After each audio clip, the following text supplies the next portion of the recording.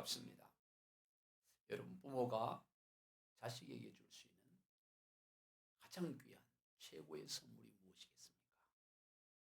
또 자식이 부모에게 줄 수 있는 최고의 선물이 무엇이겠습니까? 친구와 친구에게, 이웃이 이웃에게 줄 수 있는 최고 최상의 선물은 바로 복음입니다. 복음은 우리가 누군가에게 줄 수 있는 최고 최상의 선물. 그럼 여러분, 복음이 무엇일까요? 복음은 말 그대로 복된 소리지요. 영어로 굿뉴스지요. 그런데 이 복음을 성경에서는 헬라어로 유앙겔리온이다 이렇게 말합니다. 유앙겔리온. 따라해봅시다. 유앙겔리온. 예, 이 유앙겔리온이라는 이 단어는 아무데나 쓰는 단어가 아니에요. 로마 시대에 로마 황제에게만 국한되어 사용하는 단어입니다. 즉 황제가 즉위를 하거나 황제가 황태자를 낳거나 또 황제가 참여한 전쟁에서 승리를 거둘 때 사용하는 단어가 바로 유앙겔리온입니다. 그러한 경우에는 전령이 말을 타고 도시와 마을로 들어와서는 큰 소리로 여기에 유앙겔리온이 왔다 이렇게 외칩니다. 그러면 사람들이 몰려오죠. 몰려온 사람들에게 황제에 관한 기쁜 소식을 전합니다. 그리고는 황제로부터 내려온 선물이나 특별 3일을 선포합니다. 그러므로 로마 제국하에서의 이 모든 백성들에게서 이 유앙겔리온 복음은 아주 기쁜 소식이고 기다려지는 소식이에요.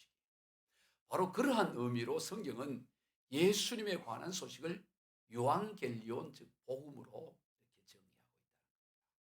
한 나라의 황제 정도가 아니라 만왕의 왕 대신 예수님에 관한 소식이야말로 유앙겔리온 중에 복음 중에 복음이 되는 것입니다. 복음 중에 복음은 예수 구원하신다. 유앙겔리온 중에 유앙겔리온. 복음 중에 복음이 뭐냐? 예수님에 관한 이야기입니다. 왜 그렇습니까? 이 복음은 모든 인류를 구원에 이르게 하기 때문입니다. 이 소식은 모든 인류로 하여금 영원한 생명에 이르게 하기 때문입니다. 이 복음은 모든 인류로 하여금 영원한 천국 백성이 되도록 하기 때문입니다. 그러면 복음의 구체적인 의미는 무엇일까요? 구약 성경에서 이 복음, 즉 좋은 소식, 복된 소식은 하나님의 통치 곧 하나님의 다스림을 뜻합니다. 이사야 52장 7절 시작. 좋은 소식을 전하며 평화를 공포하며 복된 좋은 소식을 가져오며 구원을 공포하며 시온을 향하여 이르기를 내 하나님이 통치하신다 하는 자의 산을 넘는 발이 어찌 그리 아름다운가. 전해야 될 좋은 소식, 복된 좋은 소식, 구원을 공포하는 그 소식이 무엇이냐? 내 하나님이 통치하신다. 이것이 바로 복음이라는 거예요. 구약적 개념의 복음은 하나님께서 세상을 통치하시고 하나님께서 시온을 통치하시고 하나님께서 가정을 통치하시고 인생을 통치하신다. 이게 복음이다라는 것입니다. 내 하나님이 통치하신다. 이사야 40장 9절로 11절입니다. 아름다운 소식을 시온에 전하는 자여 너는 높은 산에 오르라. 아름다운 소식을 예루살렘에 전하는 자여 너는 힘써 소리를 높이라. 두려워하지 말고 소리를 높여 유다의 성읍들에게 이르기를 너희의 하나님을 보라라. 보라, 주 여호와께서 장차 강한 자로 임하실 것이요 친히 그의 팔로 다스릴 것이라. 보라, 상급이 그에게 있고 보응이 그의 앞에 있으며 그는 목자같이 양떼를 먹이시며 어린 양을 그 팔로 모아 품에 안으시며 젖먹이는 암컷들을 온순히 인도하시리라. 아름다운 소식. 그 소식을 전하는 자는 높은 산에 올라가서 힘써 소리를 높여야 되는데 그 내용이 뭐냐? 그 아름다운 소식, 복음을 전하는 자가 외쳐야 할 소식은 너희의 하나님을 보라. 9절에 너희 하나님 보라.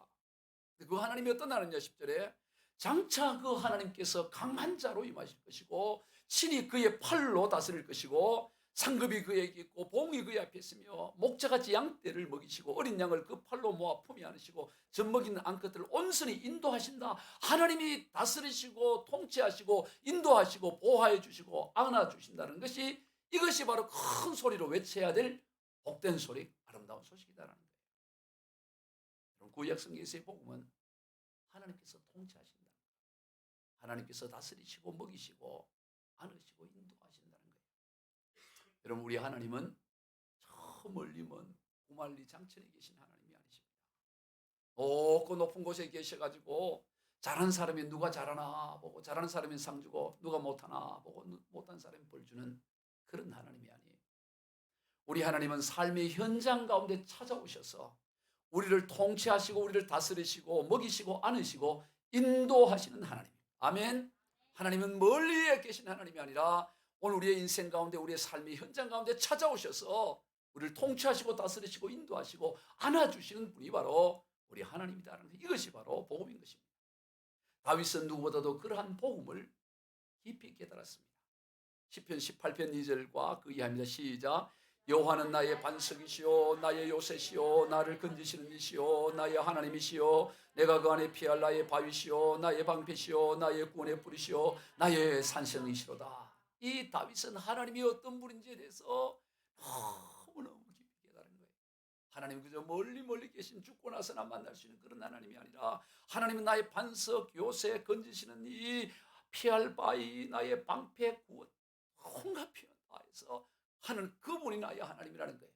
근데 그분이 지금 어디 계시냐? 시편 16편 8절 다윗의 고백입니다. 내가 여호와를 항상 내 앞에 모시며 그가 나의 오른쪽에 계심으로 내가 흔들리지 아니하리로다. 그 하나님이 항상 나와 함께 하시는 거예요. 내가 그 하나님을 항상 내 앞에 모시고요. 나는 그 하나님의 면전 앞에 있고, 그렇기 때문에 나는 흔들리지 않는다. 이 고백을 하는 것입니다. 요동함이 없는 것입니다.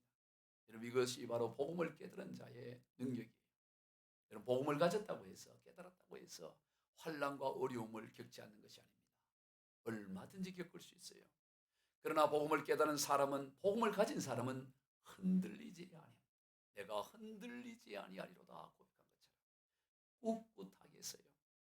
결코 무너져 내리지 않습니다. 세상 세파 때문에, 어려움과 환난 때문에, 경제적인 어려움 때문에 결코 무너져 내리지 않아요. 누가 무슨 말을 했기 때문에 그것으로는 무너지지 않습니다. 언제나 하나님이 나와 함께 하시고 내 앞에 모시고 나의 오른쪽에 계심으로 다윗은 내가 흔들리지 아니하리로다 고백한 것처럼 꿋꿋하게 서는 것. 이것이 바로 복음의 능력이다. 그리고 신약 성경에서의 복음의 의미는 하나님의 나라가 이 땅에 이루어진 것을 뜻합니다. 복음의 그 구약적 개념이 신약에서는 더 구체화된 거예요. 마가복음 1장 14절 이하입니다. 요한이 잡힌 후 예수께서 갈릴리에 오셔서 하나님의 복음을 전파하여 이르시되 때가 찼고 하나님의 나라가 가까이 왔으니 회개하고 복음을 믿으라 하시더라. 예수님께서 하나님의 복음을 전파했는데 그 복음이 뭐냐? 하나님의 나라가 가까이 왔다. 하나님의 나라가 이 땅에 임했다. 이것이 복음이다라는 것입니다. 누가복음 4장 43절 이하입니다. 예수께서 이르시되 내가 다른 동네들에서도 하나님의 나라 복음을 전파해야 하리니 나는 이 일을 위해서 보내심을 받았노라. 하나님의 나라 곧 복음이에요. 하나님의 나라가 임했다는 게 복음입니다. 누가복음 8장 1절입니다. 그 후에 예수께서 각 성과 마을에 두루 다니시며 하나님의 나라를 선포하시며 그 복음을 전하실 때 12제자가 함께 하셨고, 하나님의 나라를 전한 것입니다. 바실레아 투데오, The Kingdom of God. 하나님의 나라가 이게 복음이라는 거예요.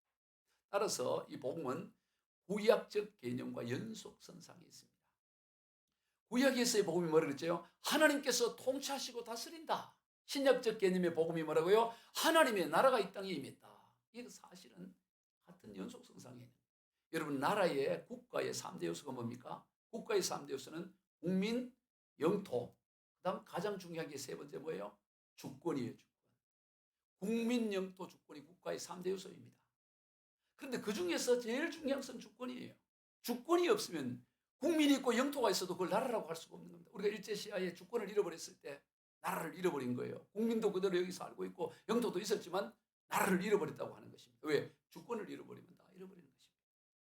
주권의 핵심이 뭡니까? 통치권이에요. 따라서 이 구약 시대의 하나님의 통치, 하나님의 다스리란 말이나 신약에서 하나님의 나라 이 말은 같은 연속선상의 개념인 것입니다. 바로 하나님의 나라는 이 땅 가운데 하나님의 다스림이 이루어진 나라예요. 따라서 오늘 우리가 죽어서 가는 나라가 하나님의 나라가 아니라는 것을 기억해요. 하나님의 나라는 죽어서 가는 나라가 아니라 이 땅 가운데서부터 시작되는 나라입니다. 따라서 여러분, 이 땅에서 하나님의 나라를 경험하지 못하고 이 땅에서 하나님의 나라인 천국에 들어가지 못하면 죽음 이후에도 하나님 나라에 들어갈 수가 없어요.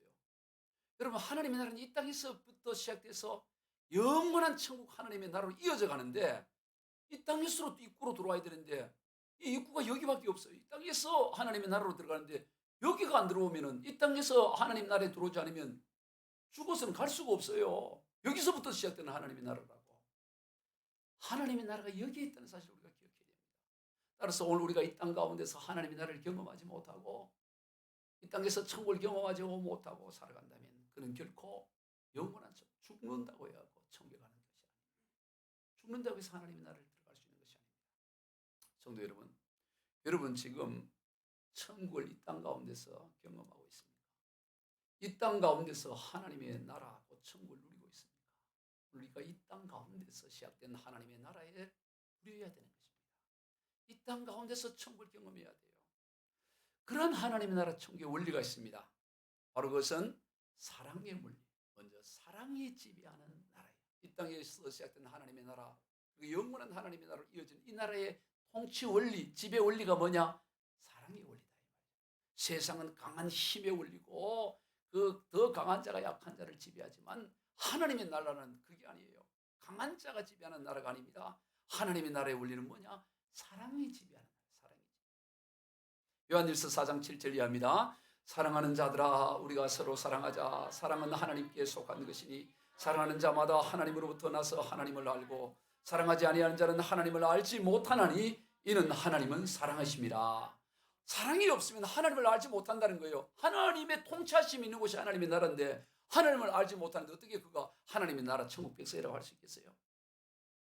요한복음 13장 34절 이하 새 계명을 너희에게 주노니 서로 사랑하라. 내가 너희를 사랑한 것 같이 너희도 서로 사랑하라. 너희가 서로 사랑하면 이로써 모든 사람이 너희가 내 제자인 줄 알리라. 여러분, 우리 그리스도인들 가운데 가장 쏟고 지내는 것 가장 이렇게 잘못 신앙생활을 하는 가운데 하나가 바로 이 말씀이에요. 사랑을 윤리적 개념으로만 이해합니다. 그래서 사랑하면 좋고 사랑하지 않으면 좋지 않는 그 정도 윤리적 개념으로 이해돼요. 여러분, 10계명의 첫 번째, 두 번째 계명이 뭡니까? 나 외에 다른 신 섬기지 마라. 어떤 것으로도 우상 만들지 마라. 이게 첫 번째, 두 번째 개념이에요. 그런데 우상 섬기는 거, 그리고 다른 신 섬기는 걸 문화로 이해하고 윤리로 이해하고 윤리적인 거고 그 뭐 조상 제사 지내고 굿하는 거 다 윤리적이고 문화적인 거지. 그런다면 그걸 어떻게 신앙이라고 할 수 있겠어요? 마찬가지로 그 계명과 동일한 개념이 뭐냐? 새 계명으로서 사랑을 말씀하는 거예요. 사랑해라. 너희 사랑 안 하면 우상에게 숭배하고 절간에 가서 부처에게 절하는 것과 동일한 거야. 아니, 그거보다 더 나쁜 거야. 이거야. 우리는 사랑하지 않는 거에 대해서는 아이고 좀 사랑해야 했는데 제가 그거 참 못된 짓 하니까 미워하네. 그걸 자기를 정당해 버려요. 그건 마치 뭐 하느냐? 아이고 우리 문화가 이래 흘러왔는데 조상들에게 제사 지내는 거 당연하고 4월 초파일 날 다 불교 가서 부처에게 공양 바치고 하는 거 그거 다 좋고 좋은 것이지. 그거와 동일하다 이 말이에요. 그리스도인들이 가장 쏟고 있는 것이 뭐냐? 사랑을 하나의 윤리적 차원으로 이해하고 있는 겁니다. 계명이라는 거예요. 계명. 10계명의 계명과 같은 것입니다. 이거 잃어버린 다 잃어버린 거예요. 사랑하지 않으면 하나님과 아무 상관이 없다고 말하는 거예요. 성경은 계속 강조하죠. 우리 잘 아는 고린도서 13장. 사랑 없으면 네 몸을 다 불쌍히 내어도 아무 의미 없고 뭐 울리는 꽹가리 같고 그러고 다 들어도 뭐로 생각하냐? 아 그거는 그냥 뭐다 좋다고 하는 얘기지. 어떻게 다 사랑하고 살아? 그거나 어떻게 다 대한민국에 태어났는데 다 조상들이 다 불교 지냈는데 뭐 절도 하고 절간도 하고 그거와 다른 바가 없다. 여러분, 하나님과 상관이 없다고 말합니다. 왜? 하나님의 나라는 사랑이 지배하는 나라이기 때문에. 그래서 소아시아 7교회 가운데 가장 대표적인 교회가 에베소 교회예요. 에베소 교회를 베이스로 해서 사도 바울은 저 소아시아 지역, 유럽 지역에 복음을 전했던 것입니다. 가장 대표적인 교회가 에베소 교회예요. 7교회 가운데 가장 대표적인 교회였습니다. 그런데 그 교회를 향해 주님은 나 너 버려버리겠다고 얘기합니다. 가장 대표적인 영향이었어요. 바울이 거기에서 에베소 교회에서 복음을 전하고 두란노 세워놨을 때 수많은 역사들이 나고 그에게 앞치마만 갖다 놨고 손수건만 넣어도 귀신 나고 뭐 어마어마한 역사가 다 복음 듣고 그런 그 교회를 주님이 버리겠다고 해요. 그 나와 상관없어. 왜? 사랑 버렸다. 사랑은 없잖아. 사랑을 잃어버렸어. 왜? 이단들이 들어오고 막 온갖 것들이 잡당이 들어오니까 이거 나쁜 놈 아니냐고 막 정리하다 보니까 이건 정작 중요한 것은 뭐예요? 사랑을 버린 거야. 여러분 아이를 목욕을 시키면 목욕을 깨끗하게 씻고 그 씻은 그 물만 대야 갖다 버려야 되는데 누구를 버려버렸어? 버릴 때 애까지 같이 버려버리면 어떻게 하겠어요? 애 목욕시켜놓고 목욕 물만 버려야지 애를 같이 버리면 어떻게 되겠어? 이 에베소 교회가 그런 잘못을 한 거예요. 이단들 잡는다고 하다가 정작 사랑을 버려버린 거야. 누가 나쁜 놈이가 이렇게 하다가. 계시록 2장 3절에 시작. 또 내가 참고 네 이름을 위하여 견디고 게으르지 아니한 것을 아노나 그러나 너를 책망할 것이 나니 너희의 처음 사랑을 버렸느니라. 그러므로 어디서 떨어졌는지를 생각하고 회개하여 처음 행위를 가지라. 만일 그리하지 아니하고 회개하지 아니하면 내가 네게 가서 내 촛대를 그 자리에서 옮기리라. 촛대는 교회를 상징합니다. 7 촛대. 그 교회 없앤다. 다른 일 다 잘해도 사랑 잃어버리면 다 잃어버린 거예요. 다른 일이 아무 의미가 없습니다. 성도님 여러분은 지금 사랑이 여러분을 지배하고 있습니까? 혹 사랑을 깨면서까지 하면서 어떤 위대한 일을 하려고 하고 있지는 않습니까? 그 사랑에 비하면 아무것도 아닌데 사랑을 깨면서 엉뚱한 일을 하려고. 그렇다면 그는 하나님 나라에 속한 사람이 아니에요. 무슨 대단한 일을 하더라도 그것은 하나님과 상관없는 일이에요. 사랑 잃어버리면 다 잃어버리는 거예요. 그리고 그 사랑의 범주가 뭐냐? 내한테 잘해주고 내 마음에 맞고 나 이해해주고 그런 사람 사랑하는 게 아니에요. 도무지 사랑하기 싫어. 보고 싶지도 않아. 왠지 보면 얼굴 피하고 싶어. 그런 사람을 사랑하는 얘기예요. 아멘? 왜 이리 아이고 저 사람 때문에 신앙생활 부담돼. 그래서 인사도 안 해. 피한다고. 그런 사람 어디 간다고? 지옥 가요. 농담이 아닙니다. 하나님의 형상인 사람을 피하고 미워하고 말도 섞일려 안 하고 그 사람 가는 곳이 어디냐? 교회에서 별난 일 다 해도 그 사람 가는 종착지는 지옥이에요. 틀림없는 성의적 교리입니다. 왜? 사랑 잃어버리면 다 잃어버린 거야. 사랑 잃어버리면 다 잃어버린 거라고. 이걸 계명으로 이해해야 돼. 계명으로. 아무리 계명으로 해도 이게 지금 이해가 안 되는 것 같아요.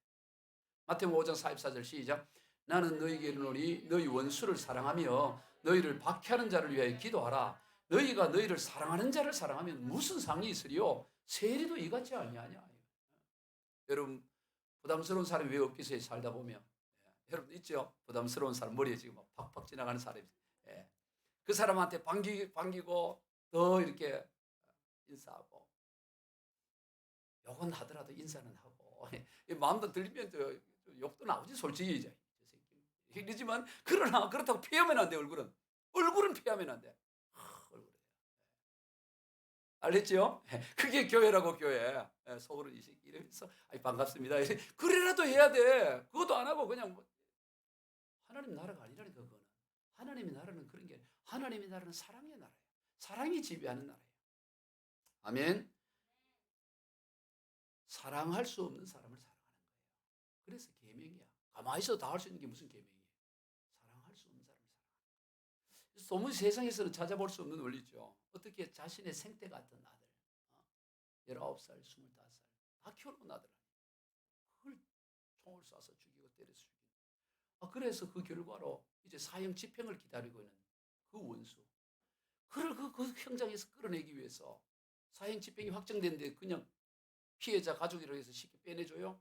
법이 엄연한데 그거를 풀어주기 위해서 이리 뛰고 저리 뛰어가지고 겨우겨우 그 사형을 피하게 하시고 그리고 자기 집에 들어서 밥 먹이고 키워가지고 신학교 보내고 양아들 삼는다는 게 이게 가능하냐 이 말이에요.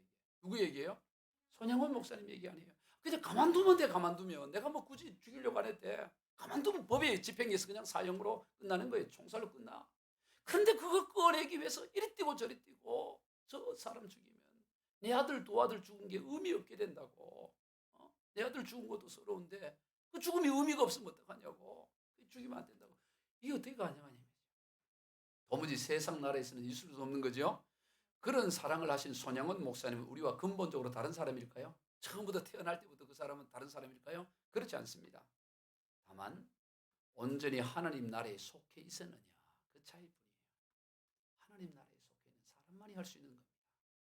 다음으로 하나님 나라의 원리는 섬김의 원리, 섬김. 마태복음 20장 20절부터 시작. 너희 중에 그렇지 않아야 하나니 너희 중에 누구든지 크고자 하는 자는 너를 섬기는 자가 되고 너희 중에 누구든지 으뜸이 되고자 하는 자는 종이 되어야 하리라. 인자가 온 것은 섬김을 받으려 함이 아니라 도리어 섬기려 하고 목숨을 대속물로 주려. 아니 예수님도 이 땅에서 섬기러 오셨어요. 예수님도 온 우주 만물을 창조하신 그 예수님. 한번 해볼까요? 지구의 별이 얼마나 많은지, 그리고 우리 몸의 세포의 길이가 얼마나, 그것을 창조하신 그 주님이, 그 주님도 이 땅에 섬기러 오셨다고. 근데 네가 뭔데 섬김을 받으려 그래?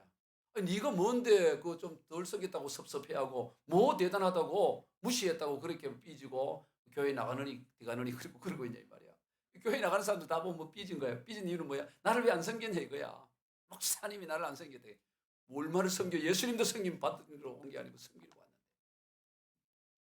이 땅의 원리는, 하나님 나라 원리는 뭐냐? 배 내밀고 날 섬기라 이게 아니고 허리 굽히고 이 섬겨주는 삶이라고. 할렐루야. 섬기는 삶이에요. 섬기는 삶. 교회 뭐 조금 뭘 하면 좀 충성하고 좀 뭐 헌신하고 뭐 하면 그 다음부터 배 내밀고 날 섬겨라 이게 나이. 그 얼마나 어리석은지 몰라요. 머리 숙이고 섬기는 나라에 섬기는. 섬기는 게 잘 사는 거예요. 아멘. 하나님 나라는 섬기는 거예요. 섬기는 거. 여러분 왜 공부를 해요? 잘 섬기기 위해서. 왜 돈을 벌어요? 배 내밀기 위해서? 아니에요. 섬기기 위해서, 섬기기 위해서. 더 잘 섬기, 허리 더 굽히기 위해서. 왜 열심히 일을 합니까? 더 많이 섬기기, 더 많이 섬기기. 무엇보다 우리가 주의 몸된 교회를 더 섬기기 위해서 더 섬기는 거야. 지난주 중에 어느 분을 모시고 식사 대접을 하기 위해 어느 유명한 식당에 갔어요. 저는 종종 그 식당을 이용하는데 손님을 모셔야 될 것 같아요. 그 식당의 주인이 어느 교회 같은 권사님이에요. 제가 가면 뭐라도 파전이든 무기든 뭐라도 하나 서비스를 줘요. 그래서 이번에 갔더니 이번에 서비스가 안 나오더라고. 왜냐면 내가 오는 줄 모르고 우리 방 안에 있다 보니까 다 계산할 때 그저 이거 목사님 오셨냐고 이러더라고. 이거 좀 일찍 하려야 뭐 서비스라도 하나 나오는데 뭐. 그래 이제 나오는데 전에는 안 그래도 오늘들이 명함을 하나 주면서 목사님 자기 아들이 저 강남 어디에 크게 치과병원을 하는데 자기 밑에 치과 의사만 한 20여 명이 있대. 제가 이제 이가 아프고 이러시면 그거 가시라고 가면서 내한테 전화만 한 통 해주면 내가 아들한테 해서 이렇게 하시겠더라고. 얼마나 고마워요. 그래서 아이고 권사님 아들 잘 두셨네요. 이러죠. 어깨가 올라가죠. 그리고 제가 바로 뭐라고 물었냐면 그래 아드님은 집사님이세요? 이렇게 물었어요. 그랬더니 이분이 어릴 때는 교회를 다녔는데 요즘 교회도 안 다닌다는 거예요. 교회를 안 다녀요. 제가 바로 뭐라고 했냐면 아이고 권사님 아들 잘못 두셨네요. 이랬어요. 나도 모르게 입이라 아들 잘못 두셨네요. 어쩌다가 그렇게 됐어요. 제가 거기에 일을 고치러 갈 게 아니라 전도하러 가야 되겠네요. 다음에 파전 안 줄 것 같아요. 여러분 어떻게 사는 게 잘 사는 거예요? 영문대를 나오고 의사가 되고 수십 명의 의사를 이끄는 그게 잘 사는 인생입니까? 그건 부자일 뿐이에요. 부자. 잘 사는 건 그런 게 아니에요. 잘 사는 거는 더 섬기고 더 베풀고 주의 몸된 교회를 섬기고 성도를 섬기고 이웃을 섬기고 내 가진 것 갖고 잘 섬기는 것이 잘 사는 것입니다. 할렐루야. 그것이 우리의 하나님 나라의 원리에 있는 것입니다. 섬김을 받는 데 있지 않습니다. 세상의 성공은 섬김을 받는 데 있지만 하나님 나라는 반대예요. 얼마나 더 많이 섬기느냐. 더 많이 섬기시길 바래요. 하나님의 나라. 우리 교회 오면 이제 내가 이 교회 왜 와요? 섬기러 베네밀로 오는 게 아니고 섬기. 오늘도 교회 와서 내가 더 섬겨야지. 내가 섬겨야지. 하나님 나라니까. 하나님 나라는 섬기러 오는 거지. 여러분 천국 지옥에 관한 그 예화 중에 아주 잘 알려지고 저도 몇 번 얘기했는데 어떤 사람이 천국과 지옥을 여행하게 되었어요. 먼저 지옥을 갔는데 보니까 지옥인데 진수성찬 뷔페, 신라 호텔 뷔페, 최고의 뷔페가 막 아리. 근데 사람을 봤더니 다 빼빼 말라 있어. 눈이 앙크랗게 튀어나올 정도. 다 말라 있는 거야. 음식이 이렇게 풍성한데 왜 사람들이 저렇게 말라 있을까? 궁금해서 자세히 봤더니 사람들이 전부 음식을 떠먹기 위해서 이 숟가락과 젓가락을 두고 있는데 젓가락이 다 2m 이상 길어. 숟가락이 다 길어. 그래서 떠서 입으로 들어가지를 않는 거야, 길어가지고. 안 들어가니까 좋은 음식을 넣고 지 입에 안 들어가니까 더 짜증나고 막 하는. 그런데 여러분 이 얘기했더니 일부에 누가 그럼 자기 손으로 먹으면 되지 않냐? 아니 이거 얘기가 그렇다는 거지 얘기가. 입으로 먹어도 되겠지만 그게 아니고 숟가락을 가고 자기 입으로 안 들어가지고 입으로 안. 그러니까 입으로 안 들어와서 그래 다 뭐 짜증이 나고 막 화가 나니까 배고프고 맛있는 음식은 있는데 그래 이번엔 어디로 갔냐? 천국을 또 갔어요. 천국을 갔더니 이 메뉴가 똑같아. 지옥이 다 아주 뭐 풍성한데 보니까 얼굴이 포동포동하게 다 살이 쪘죠. 여러분처럼 누구 예를 들까? 예, 다 그래요. 우리 교인 성도들처럼 얼굴이 포동포동하게 얼굴에 기름져. 이거 어떤가 봤더니 동일해. 젓가락도 동일하고 길이가 다 2m고 다 넘는데 얘는 어떻게 이렇게 살이 쪘나 봤더니 어떻게 했냐? 서로 떠먹여 주는 거예요. 맞은편에 떠갖고 네 한 숟가락 내 한 숟가락 이 서로 떠주고 먹이니까 서로 좋아지면서 예, 이렇게 행복하게 오래오래 잘 산다. 그러니 예, 여러분 같은 조건 같은 상황 동일한 형편 가운데 있어도 어떤 자세와 원리로 사느냐에 따라 지옥의 나라일 수 있고 하나님의 나라일 수가 있는 거예요. 하나님의 나라는 섬김의 나라입니다. 아멘. 더 섬기는 거예요. 더 섬기는. 그게 하나님 그런 교회가 좋은 교회예요. 다음으로 하나님 나라의 원리는 성령 안에서 의와 평강과 희락입니다. 로마 14장 17절입니다. 하나님의 나라는 먹는 것과 마시는 것이 아니요 오직 성령 안에 있는 의와 평강과 희락이라. 성령 하나님의 나라는 어떤 나라냐? 의와 평강과 희락이 있는 거예요. 의라는 게 다른 거죠. 반듯한 거죠. 우리는 잘못되면 반듯함이 오름이 있는 것이고 평강이 있는 것이고 희락 곧 기쁨이 있다. 하나님의 나라 백성은 이 반듯하지 않은 거 불이 억만금을 줘도 갈등조차 안 해요. 나 관심 없어. 억만금을 줘도 의를 따라 행합니다. 하나님의 나라 백성은 어떤 상황에도 평강이 넘쳐요. 평화로다 하늘 위에서 평강이 넘쳐요. 그리고 하나님의 나라 백성은 희락 곧 기쁨이 넘쳐요. 성도 여러분, 지금 여러분에게 이런 하나님 나라의 표징인 평강이 넘쳐나고 있습니까? 지금 여러분 가운데 세상이 도무지 알 수 없는 기쁨이 넘쳐나고 있습니까? 여러분이 지금 뭐가 여러분의 심령을 지배하고 있습니까?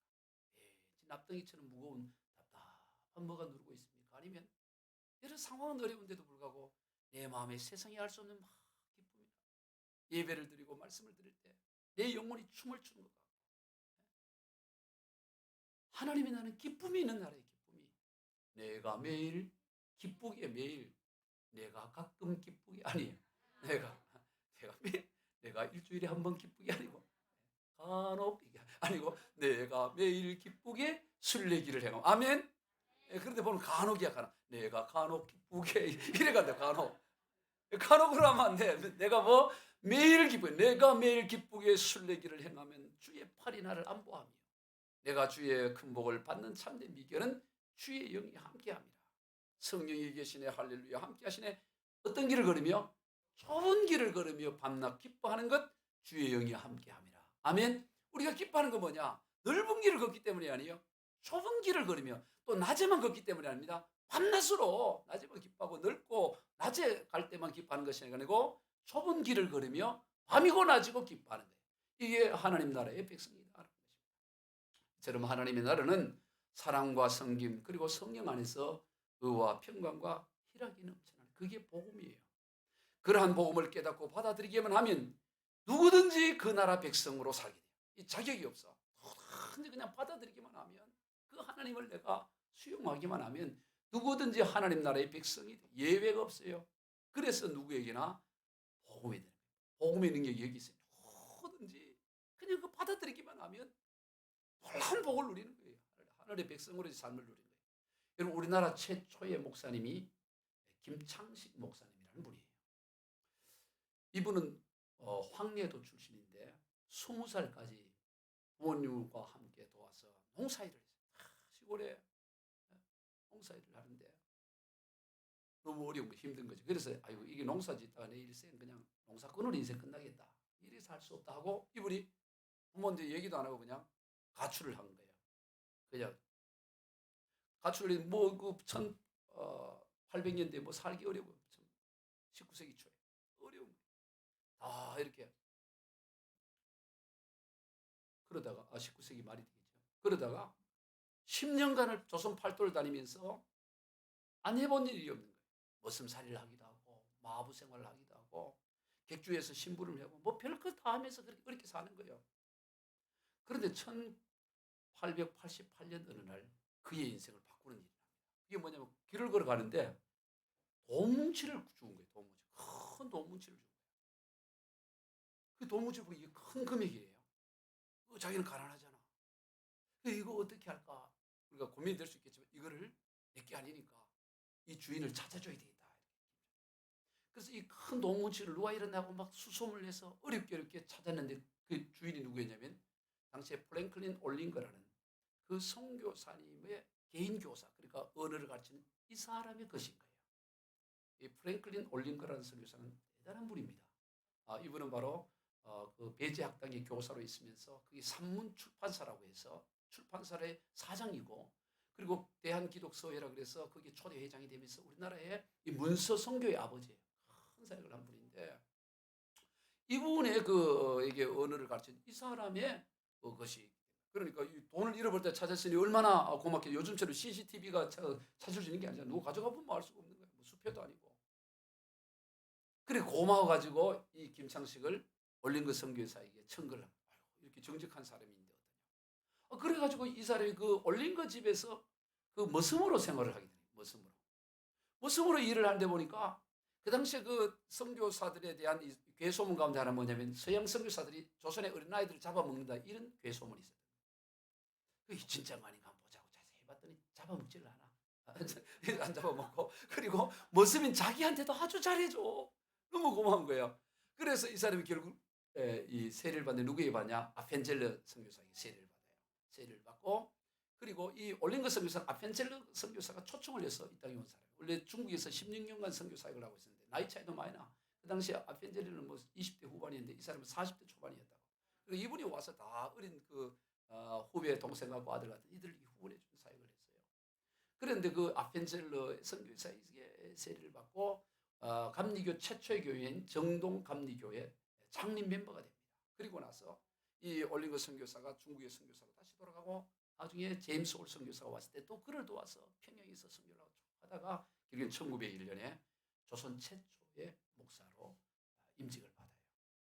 이분이 단 6년 뒤에 1907년에 6년이 뒤에서야 비로소 평양 장로의 신학교를 졸업한 길선주 또 그리고 서경조 이런 분들이 최초로 목사가 됩니다. 그러니까 장로교 목사보다 6년 앞서가지고 감리교 목사가 먼저 이 땅에서 최초의 목사님이 되는 일이라는 거예요. 한번 생각을 해보세요. 그냥 이 마부 생활, 머슴 생활, 뭐 이런저런 생활하고 그냥 그렇게 인생이 끝날 거 있겠지만 돈 그거 자기 흔들고 얼마 있다가 또 사라지겠지. 그러나 그게 영원한 하늘나라의 백성으로 이어져가는 그 통로가 되어져서 복음을 만났을 때 이런 놀라운 역사가 일어났던 것을 보게 된다. 그가 72살에 세상을 떠났는데 하나님의 부르심을 받았는데 그동안에 48개 교회를 개척했어요. 여러분 교회 하나 개척하기도 어렵잖아요. 요즘 같은 시대도 어려운데 그 어려운 시절에 48개 교회를 개척하고 125곳의 교회를 맡아서 목회 사역을 했어요. 왜냐하면 목사가 없던 시대니까. 한두 개 교회도 지금 목사님 여기 사역하고 또 가서 사역하고 하기도 바쁜데 125개 교회를 돌아보며 사역하면서 일생봉을. 그래서 그를 조선의 바울, 머슴 바울이라고 해서 연극으로도 뛰고 영화로도 제작되고. 여러분 누구든지 복음을 받아들이면 이런 놀라운 변화가 있을 줄로 믿습니다. 이게 복음의 능력이에요. 예외가 없어. 머슴이든 머슴이든 없어. 제가 또 자주 가끔 얘기했죠. 걸어다니는 사복음서라고 불리는 백사겸도 마찬가지. 백사겸 전도사님도 마찬가지. 몇 번 얘기했어요. 그분은 1860년에 평양남도 평영군에서 출생했는데 2살 때 아버지가 세상을 떠나. 그리고 9살 때 열병으로 해서 안절이 생겨서 눈이 멀어버려요. 소경이 돼요. 10살에 어머니가 떠나버려요. 보세요. 앞도 안 보고 부모가 다 떠나버렸어요. 이제 10살이 됐는데. 그 위에 형이 3살 위에 형이 있었는데 형은 멀쩡하니까 남의 집 머슴으로 들어가요. 살기 어려우면 다 예전에 머슴으로 갔잖아요. 근데 앞을 못 보니까 이 10살 난 이 백사김이 갈 데가 없어. 어디 집에 가냐? 점집에 가. 점집에 가서 점치는 법을 배워요. 그런데 이 백사김이 굉장히 아주 말을 잘하고 또 이렇게 눈치가 빨라. 말재주가 뛰어난 거예요. 그래서 이 살인들 오면 차에서 점을 이렇게 다 어떻게 보면 사기 비슷하게 하는 거지. 그래서 유명해가지고 나중에 최고의 점장이라는 명복이라고 불려요. 명복. 명인이라 그럴 때 명인. 점복자를 써서 명인의 명자와 점복. 명복이야, 명복. 최고의 그 점쟁이에요. 그런데 이 귀신을 섬기고 이러다 보니까 귀신도 이제 이게 막 영역이 떨어질 때, 무당도 무당기가 떨어질 때 있잖아요. 영역이 떨어지니까 요즘 영역이 떨어지네 하고 100일 기도를 해. 100일. 정한수를 또 영역을 달라고. 100일 기도가 딱 마친 날이 1897년 1월 12일인데 100일 기도가 마친 날 누가 또 와서 예수 믿으세요라고 복음을 전해. 그게 바로 김재옥이라는 과영업교회 김재옥이라는 이 권서 전도자인데 와서 예수 믿고 불같이 화를 나죠. 지금 내가 영역 받아서 점좀 치려고 그러는데 예수에게 와가지고 예수 믿고 가라 그러니까 예수 믿고 구원받으라 그러니까 이게 아주 화가 내 쫓아냈는데 가면서 책 한 권을 주고 왔어. 그게 인과기도라는 책이야. 빨간 책 인과기도라는 책인데 그 책을 주는데 맹인이 책을 못 읽을 거 아니겠어요? 근데 얼마 뒤에 장인이 시골에서 올라왔어요. 자기 집에 왔는데 자기 부인은 맹인이 아니잖아요. 그러니까 예전에 뭐 저 드라마나 이런 걸 볼 수가 없잖아요. 뭐 라디오는 이게 없고 다 옛날에 그냥 옛날 이야기나 책자밖에 없다. 근데 그 책이라도 있으니까 그 딸이 아버지에게 효도한다고 아버지의 그 인과기도라는 책을 읽어준 거야. 그게 뭐냐면 그 내용이 스토리는 간단해요. 우상 숭배하고 허랑방탕하게 살다가 집안 폭삭망하고 예수 믿고 다시 회복되다 이 얘기야. 그 얘기를 이제 그 딸이 아버지한테 읽어주니까 그 이야기를 들었겠지. 귀가 발그레했다. 듣다가 모르게 자기도 모르게 눈물이 주르르 흘러가는 거야. 그런데 그날 꿈을 꾸는데 어떤 꿈을 꾸느냐. 그날은 눈이 확 뜨여서 하늘로 올라가는 거야. 하늘 쫙 올라갔더니 하늘에서 그 예수라고 하면 나는 예수다 하면서 뭐라고 하냐면 점칠 때 통을 줘요. 산통을 주는데 이거는 의의 산통이다 하면서 빛나는 산통을 주고 이걸로 복음을 전하는 삶을 살아. 이런 거예요. 그렇게 깨어난 거예요. 예전에 그냥 점을 쳤는데 이게 예수님으로부터 주는 의의 산통을 받은 거예요. 이게 뭔가 사인이다 해서 결국에는 고향읍교회를 다닙니다. 자기 부인과 자기 자녀들 다 데리고. 그래서 결국 이분이 예수를 믿고 신앙생활을 하는데 이 예수님을 믿고 신앙생활을 할 때 성경을 또 이제 읽고 하는데 점자가 없고 이러다 보니까 자기 아들 백남석이 큰아들이에요. 백남석이 야 아들아 너 성경 좀 읽어라. 읽으면 또 읽게 할 수 없고 외워야 되는 거예요. 외워. 그래서 이분이 아들이 읽어주면 성경을 외우기를 시작해요. 총기가 있어. 그래서 사복음서를 다 외워버립니다. 마태, 마가, 누가, 요한복음을 아예 외워버렸어. 우리는 지난주에 성경 통독 읽었다고 해갖고 메달 달아줬잖아. 한 번 읽었다고 또 읽은 것도 잘 안 읽고 틀어놓고 그 듣고도 이것도 읽은 걸로 한 사람도 있어요. 예, 야매로 읽은 거예요. 그거는 그렇게 제대로 읽어도 대단한데 이걸 다 외워버렸다고 복음서를 걸어 다니는 복음서였어요. 그 조선의 사교를. 그래요. 그 다음부터 1899년부터 아예 전도자로 살면서 저 개성 그리고 장단 다니면서 철원, 기마, 평양, 풍덕, 나주 교회를 세우고 장단읍 교회, 가만리 교회 이 맹인 이 백상임 전사님이 교회를 세우는데 그에게 성경을 읽어줬더니 백남석이 이 아들은 또 똑똑해. 또 이 백남석이가 선교사들의 도움을 받아 미국에 가서 유학을 합니다. 유학을 하고 영문학을 공부해서 들어와서 연희전문대학교 지금 연세대학교 영문학과 교수가 돼요. 영문학과 교수가 되어서 이 사람이 이 시를 하나 써요. 그게 뭐냐면은 나중에 거기에다가 같은 후배 연희전문학교 같은 후배 때 음악과 교수였던 현재명이 거기에 곡을 붙여. 그러니까 이 백남석이가 글을 쓰고 작사 현재명의 작곡 이게 1936년에 어린이 찬송가의 수록이 돼요. 아동 찬송가. 이게 뭐냐면 가을이라는 거예요. 내가 오늘 이 찬양 한번 부르고 싶어가지고 이 백남석이 가을이 너무 멋있잖아. 이 가을에. 이게 원래 이 동요가 아니야. 우리는 가을 그러면 띄워주세요. 가을 그러면 동요로만 나는데 동요가 아니고 원래는 찬송가의 찬송가. 1936년에 어린이 찬송가입니다. 근데 우리는 1절만 갖고 이렇게 하고 있는데 사실은 4절까지 있어요. 그래서 우리 1절, 2절. 요즘 가을이니까 낙엽을 밟고 너무 좋잖아요. 그래서 오늘 이게 생각이 나서 이 백남석이 아버지 백사겸이라고 얘기하면서 이거 한번 불러야 되겠구나, 이 찬송가. 그래서 이걸 소개해요. 맹인이라고. 맹인. 앞을 못 보는 점치는 인생. 완전히 그 하나님 보기에 저주받은 인생 아니에요. 어떻게 살아? 그러다 지옥 가는 거지. 그런데 그 아들이 명문대학교 영문학 교수가 되고 믿음의 자손들이 기란선생을 세워지고 이런 선한 누구든지 복음을 받아들이면 이런 일이 일어난다 이 말이에요. 오늘 우리 가을이라 가을바람 솔솔 불어오리. 여러분 이 노래 아시죠? 이 찬양. 동요 몰라요? 잘 몰라. 아시는 분 시작. 가을이라 가을바람 솔솔 불어오니 푸른 잎은 붉은 치마 입고서 남쪽 찾아가는 제비 불러 모아 봄이 오면 다시 오라 부탁하누나.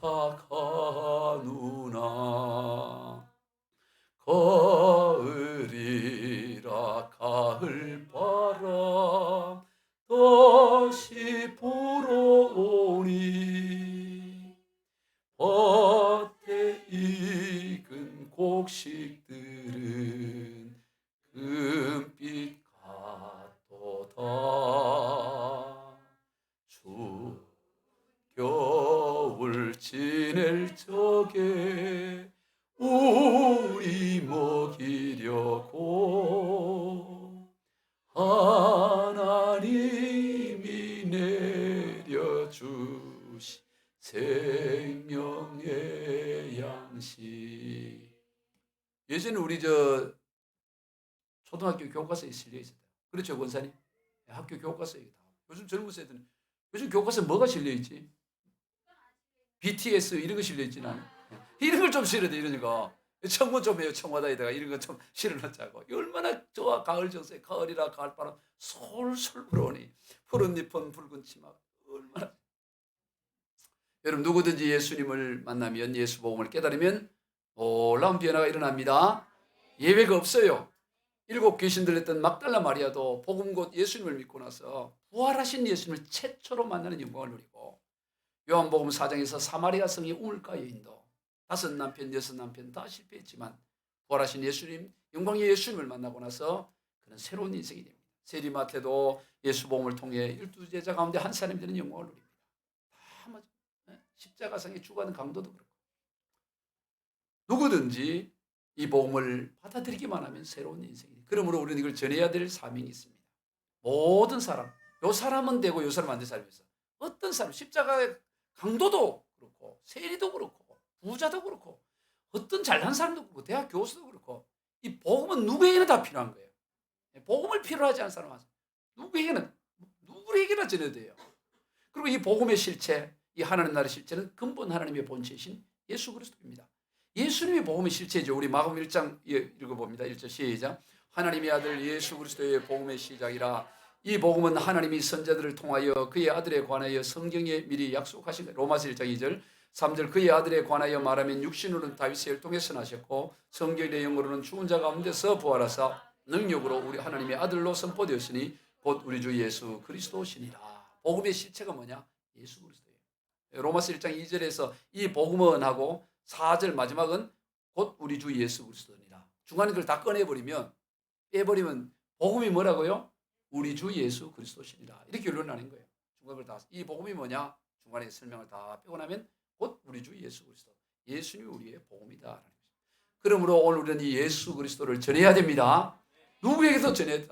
우리가 이제 12월 둘째 주에 세세미 초천잔치를 하는데 우리가 이걸 전하는 사람입니다. 이 기쁜 소식을 온 세상 전하세요. 아멘. 이 기쁜 소식 나만 알고 있어야지 하면 안 돼. 온 세상 기쁜 소리 들리니 예수 구원하신다. 만민에게 전하라. 예수 구원하신다. 심지어 받아들아 외쳐라. 예수 구원하신다. 모인 죄인 들으라. 예수 구원. 모든 섬아 일어나 메아리쳐 울려라. 복음 중에 복음은 예수 구원하신다. 우리가 또 외치고 또 외쳐야 될 소리는 예수 구원하신다라는 거예요. 오늘 읽은 본문 말씀 한번 읽어봅니다. 하나님 앞과 살아있는 자와 죽은 자를 심판하실 그리스도 예수 앞에서 그가 나타나실 것과 그의 날을 두고 엄히 명하노니 너는 말씀을 전파하라. 때를 얻든지 못 얻든지 항상 힘쓰라. 범사의 오래 참음과 가르침으로 경책하며 경계하며 권하라. 때가 있다는 거예요, 없다는 거예요? 때가 있든지 없든지 그렇잖아요. 때를 얻든지 못 얻든지. 여러분 우리 복음을 전할 때는 때가 없어요. 따로 복음 전하기 좋은 때 그럴 때가 없어. 때가 있든 없든 상관없어. 어느 때라도 전해야 돼. 누구라도 전해야 돼. 복음을 전할 때가 따로 있지 않습니다. 때를 얻든지 못 얻든지 우리는 이 복음을 전해야 돼요. 항상 전해야 돼요. 이건 의무가 아니에요. 복음 전하는 것은 특권 중에 특권입니다. 이건 복이고 은혜인 것입니다. 그래서 우리가 아까 읽었던 이사야 52장 7절에서 뭐라고 말하냐. 시작. 좋은 소식을 전하며 평화를 공표하며 복된 좋은 소식을 가져오며 구원을 공표하며 시온을 향하여 이르기를 내 하나님이 통치하신다는 자의 산을 넘는 발이 어찌 그리 아름다운가. 뭐가 아름답다고요? 복음을 전하러 다니는 게 그게 너무너무 어찌 그리 아름다운가. 이거는 의무가 아니라는 거예요. 이 복음을 전하는 것은 복이고 은혜고 이게 특권이라는 것입니다. 오늘 우리가 예수 복음을 열심히 전해서 오늘 우리가 이 백사기경 같은 사람 그렇게 또 바뀌어져서 그러다는 복음서가 되어지고 또 김창석 모습의 삶이었지만 우리나라 최초의 그렇게 목사님이 되시고 그 외에 많은 이들의 역사 성경은 그런 사람들로 가득 차 있지 않습니까?